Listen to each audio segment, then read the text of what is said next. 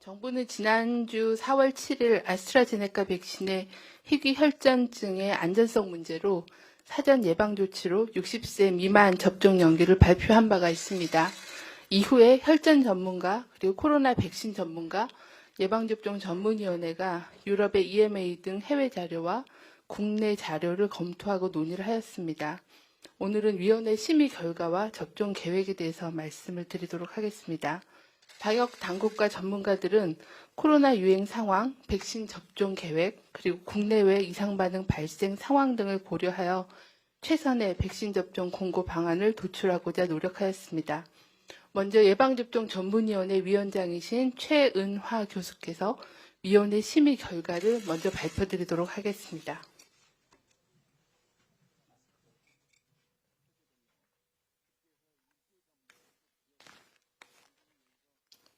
예방접종 전문위원회는 지난 3월 22일 아스트라제네카 코로나19 백신 접종 후 매우 드물게 발생하는 혈소판 감소를 동반하는 특이 혈전증 발생에 대한 입장을 밝힌 바 있습니다.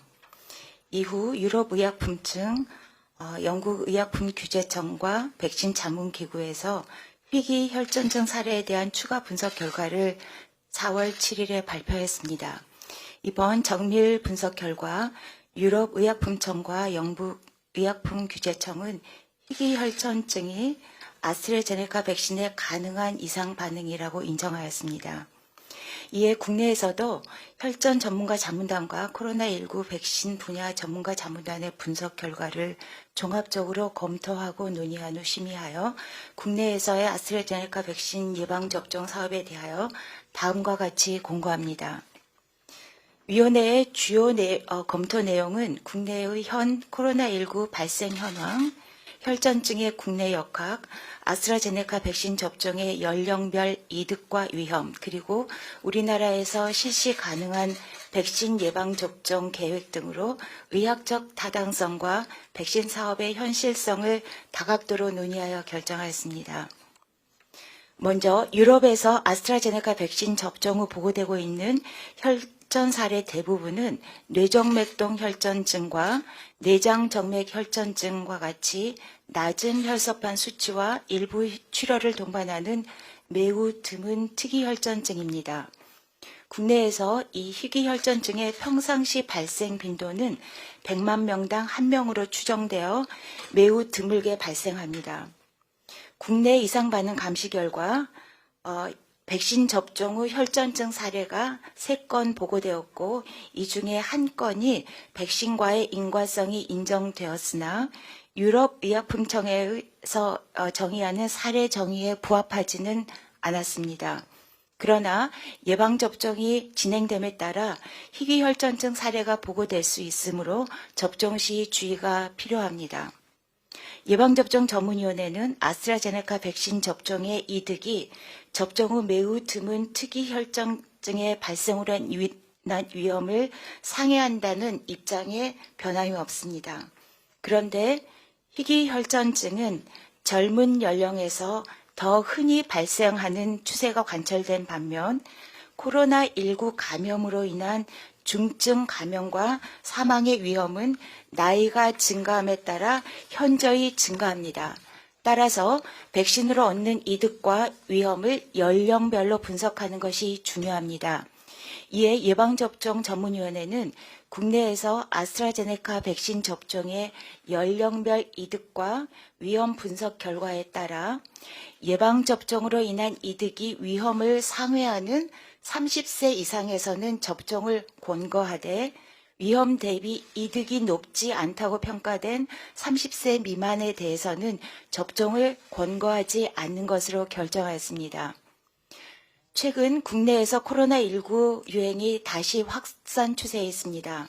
적극적인 백신 접종을 차질 없이 진행하는 것이 사망자 수와 유행 규모를 줄이는 데 무엇보다 중요한 시점입니다. 아스트라제네카 백신은 현재 우리나라가 보유하고 있는 코로나19 백신으로 중증 감염과 사망을 줄이는 데 안전성을 고려하면서 효과적으로 사용되어야 하는 매우 중요한 수단으로 현재 일부 대상에서 연기 또는 보류된 예방접종을 빨리 재개할 것을 권고합니다. 그리고 1차 접종을 아스트라제네카 백신으로 맞으신 경우 백신과 관련된 금기 사항이나 희귀 혈전증이 없으셨다면 연령과 상관없이 아스트라제네카 백신으로 2차 접종을 받으실 것을 추천합니다. 아울러 질병관리청과 식품의약품안전처는 예방접종 후 이상 반응에 희귀혈전증에 대한 정보와 대처에 대해 추가 안전장치를 신속하고 정확하게 마련해 주시기 바랍니다. 예방접종 전문위원회는 코로나19 백신 접종을 통하여 수많은 생명을 구하는 것과 동시에 백신의 안전성을 무엇보다 중요하게 생각합니다. 그러나 팬데믹 자체로 인한 변동성과 예측 불가한 불확실성으로 인하여 접종 사업과 공고사항에 변경이 생길 수밖에 없는 현실을 받아들여야 되는 상황입니다. 이러한 혼란스러운 상황에서 국민 여러분께서는 불안감과 접종 여부에 대한 판단에 어려움을 겪으실 수 있습니다. 이런 때일수록 정확한 정보를 바탕으로 백신 접종으로 인한 이득과 위험을 판단하시어 접종 여부를 현명하게 결정하시기 바랍니다. 예방접종 전문위원회는 현재 시점에서의 가용한 정확한 정보들을 신속하면서도 엄격하게 검토함으로써 백신 접종의 안전성과 함께 백신 접종을 통한 생명 보호와 감염병 확산에 의한 피해 예방 등 기대되는 효과성을 판단하여 국민을 위한 최선의 공고를 제시하고자 노력하겠습니다. 감사합니다. 네, 다음은 정은경 청장의 예방접종 계획과 관련된 설명이 있겠습니다. 네, 코로나19 예방접종 대응 추진단은 지난 4월 8일 잠정 연기 보류되었던 아스트라제네카 백신의 예방접종을 내일 4월 12일부터 2분기 접종 일정 계획대로 재개하도록 하겠습니다. 앞서 말씀드린 것처럼 4월 7일 유럽의약품청 약물감시 및 유해성 평가위원회는 아스트라제네카 백신의 접종으로 인한 이득이 위험을 크게 상회하므로 접종을 지속할 필요가 있다고 밝힌 바가 있습니다. 다만 접종 후 희귀 혈전증이 부작용으로 발생 가능하므로 이에 대해서는 관련 징후를 조기 인지하고 즉시 의료 조치를 받도록 공고하였습니다. 이번에 유럽의약품청이 아스트라제네카 백신 접종의 부작용으로 분류한 희귀 혈전증은 일반적인 혈전 질환과는 다르며 매우 희귀하게 발생하며 혈소판 감소를 동반하면서 발생하는 뇌정맥동 혈전증 그리고 내장 정맥 혈전증이 이에 해당하는 것으로 판단하고 있습니다. 우리나라에서는 현재까지 3명의 혈전증 사례가 보고되었으나 유럽의약품청이 제시한 부작용에 해당하는 사례에 적용되지는 않는다라고 판단하고 있습니다. 이 중에 한 건은 백신과의 인과성은 인정되었으나 혈소판 감소가 확인되지 않아 유럽의약품청의 부작용 사례 정의에는 해당되지 않는 걸로 보고 있습니다. 이에 따라 추진단은 4월 8일부터 전문가 자문 예방접종 전문위원회를 개최하여 국내 동향 등을 검토하여 아스트라제네카 백신 접종 방안을 마련하였습니다. 추진단과 전문가들은 국민 안전을 우선에 두고 영국 사례 등을 참고하여 연령 집단별 접종 위험과 이득 분석을 토대로 과학적이고 안전한 접종 방안을 도출하고자 했습니다. 추진단은 앞서 위원장께서 말씀해 주신 예방접종 전문위원회의 권고사항을 토대로 아스트라제네카 백신 접종 계획을 마련하였습니다. 먼저 2분기 접종 일정은 4월 12일 월요일부터 계획대로 재개합니다. 이에 따라서 접종 시작 시기를 연기했던 특수교육, 장애아 보육, 감염 취약시설 등에 대한 접종을 시작하고 한시적으로 접종을 보류하였던 요양병원 등의 60세 미만 접종 대상자도 다시 접종을 시작합니다. 둘째는 30세 미만은 아스트라제네카 백신 접종 대상에서 제외합니다. 이는 유럽의약품청과 영국 등이 희귀혈전증을 아스트라제네카 백신 접종의 부작용으로 분류한 것을 반영하여 과학적 분석 결과에 근거한 것입니다. 30세 미만의 경우에는 백신 접종으로 유발할 수 있는 희귀혈전증으로 인한 위험이 접종으로 인한 이득이 크지 않은 것으로 판단하였기 때문입니다. 셋째, 희귀혈전증의 조기 발견과 조기 치료를 위한 감시 체계를 구축하고 혈전학회, 신경과 학회 등 관련 전문 학회와 신속하게 사례를 공유하고 진단, 치료, 대응하는 역량을 강화하겠습니다. 혈전증은 조기에 발견하여 치료하면 중증 악화와 사망을 예방할 수 있는 질환입니다. 추진단은 예방접종자용 안내문을 보완하여 안내하고 접종 후 이상 반응에 대해 조기에 인지하여 진료받을 수 있도록 안내하겠습니다. 또한 의료진용 진료 안내서도 제정하여 배포하겠습니다. 희귀혈전증 등이 접종 후 4주 이내에 발생할 수 있으므로 중대하거나 특이한 이상 반응 발생 모니터링을 강화하고 과학적 근거 마련을 위해 해당 질환 관련 전문 학회를 중심으로 의료기관의 감시 체계를 구축하고 조사 연구를 시행하도록 하겠습니다. 네 번째, 이미 1차 접종을 완료한 사람들은 연령에 관계없이 2차 접종도 예정대로 추진합니다.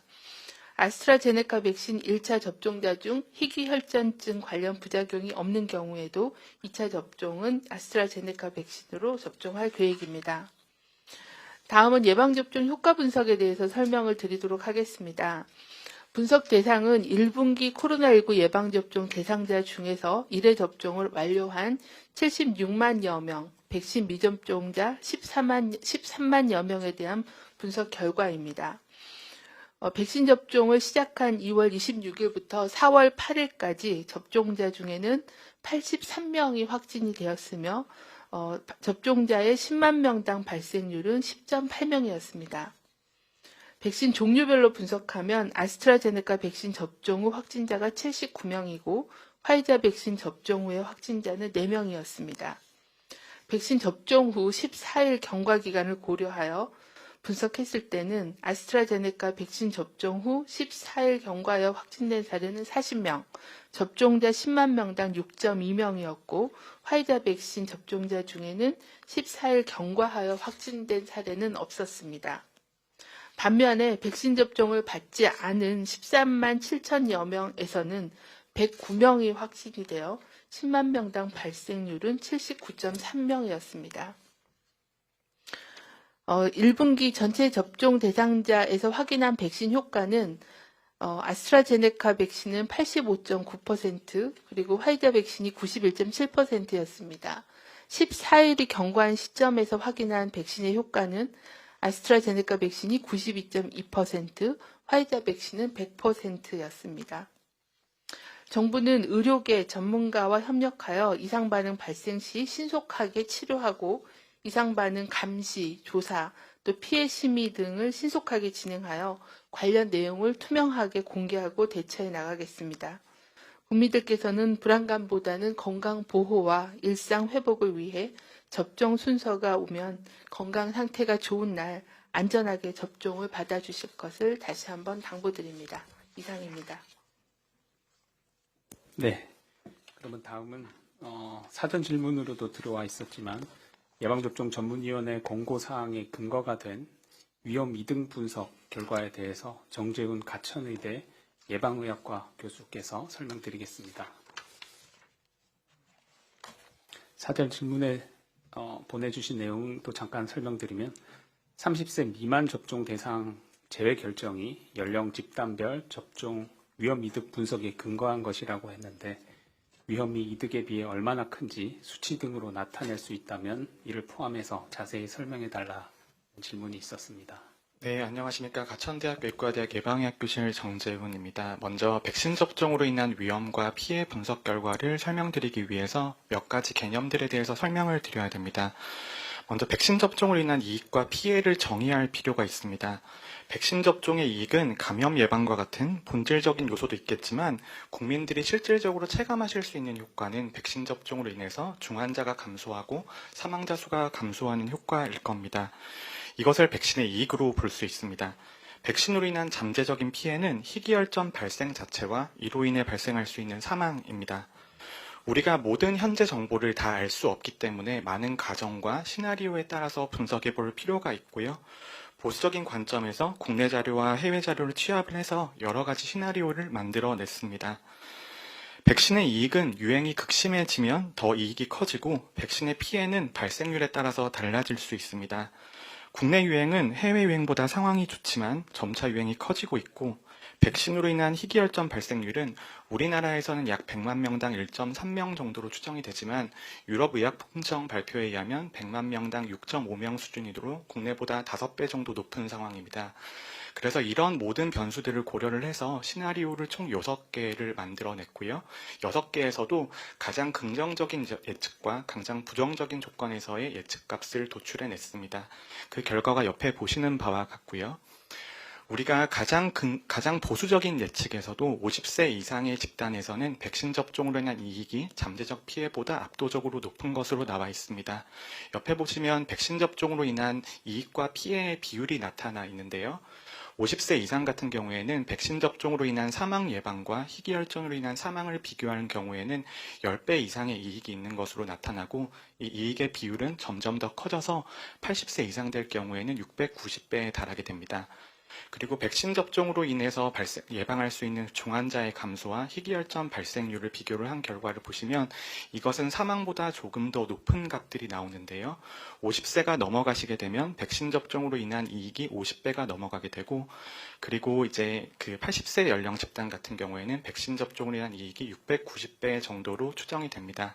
하지만 이런 것들도 시나리오에 따라서 값들이 굉장히 달라질 수 있기 때문에 각 시나리오별로 예상되는 그 이익과 피해의 비율을 왼쪽 패널에서 제시를 하고 있습니다. 왼쪽 패널을 보시면 윗부분은 백신 접종으로 인한 그 사망 예방 효과 대비 희귀혈전 발생으로 인한 사망 발생 가능성을 우리가 비교한 것이고요. 아래 패널은 시나리오별로 백신 접종으로 인해서 예방할 수 있는 중환자의 숫자와 희귀혈전 발생률을 비교한 것입니다.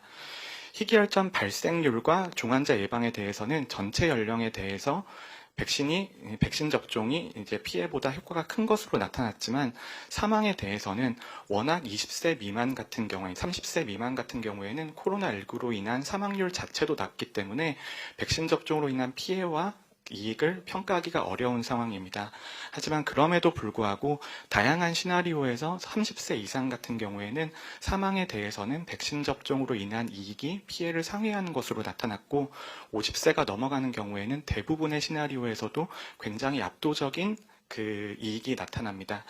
하지만 우리가 그 30세와 49세 같은 경우에는 백신 접종으로 인한 피해와 이익을 평가하기가 약간 어려운 부분이 있습니다만 그럼에도 불구하고 예방접종 전문위원회에서 30세 미만에 대해서만 그 사용을 제한한 이유는 우리가 지금 이 그래프 그리고 이 평가 결과 같은 경우에는 일반 국민들을 대상으로 저희가 평가해낸 결과입니다. 하지만 우리가 2분기에 접종하는 대상 같은 경우에는 완전하게 일반 국민이라기보다 그 코로나19에 대한 감염 노출 가능성이 높거나 아니면 그 이제 환자를 보호해야 되는 분들의 입장이기 때문에 조금 위의 평가가 달라질 수 있고요. 그리고 국내 백신 수급 상황도 어느 정도 고려되어 있습니다. 이상입니다.